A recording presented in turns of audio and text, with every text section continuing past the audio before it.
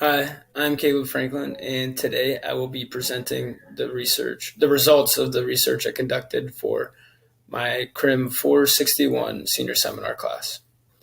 I decided to research the impact of less than lethal force, and particularly tasers, policies on police agencies' use of excessive and deadly force.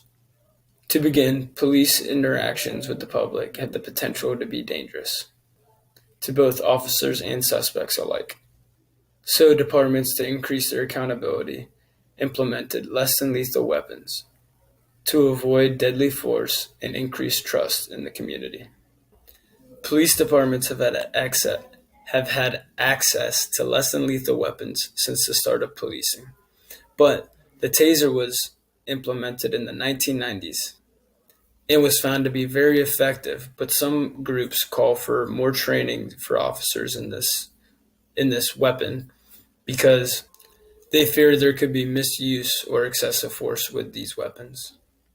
While those are valid, some studies demonstrating the effectiveness of tasers support the use of putting a taser in the use of force continuum in police policy because they are safer than other less than lethal weapons and they effectively stop suspects with the first use rather than using multiple like the other less than lethal forces, ultimately lowering excessive use of force and injury to suspects and officers alike. It also lowers deadly force because it subdues suspects where other weapons may not. While these are majority of the studies, some studies demonstrating the ineffectiveness of tasers state the cause is because tasers increase aggression to suspects just because of the mere presence of the taser. And other studies say tasers may be overused because of the effectiveness. Officers may use it more than what is needed to gain compliance of that suspect. While these are negatives, some studies call for more training, but ultimately agree with the effectiveness of the taser. But because they ask for training, they do it for because certain populations may be disproportionately used or have a higher frequency, like mentally ill or suspects under the influences of substances.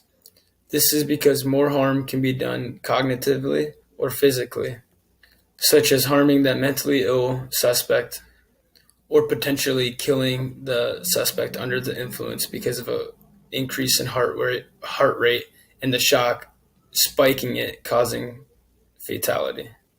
These studies call for more training of police officers to recognize these specific populations because using the taser may cause harm. So if they effectively had better training to monitor these populations and know how to deal with them, taser use or excessive taser use may be avoided. But overall, tasers are an effective tool or less than lethal weapon and jives well in the use of force continuum policy for police, although there are cautions to be aware of. Training and monitoring of these weapons should lower the misuse of tasers and ultimately allow them to continue to be an effective tool for the police. Either way, I have a lot more information on these slides, but that is just a quick summary. Thank you for your time and have a great day.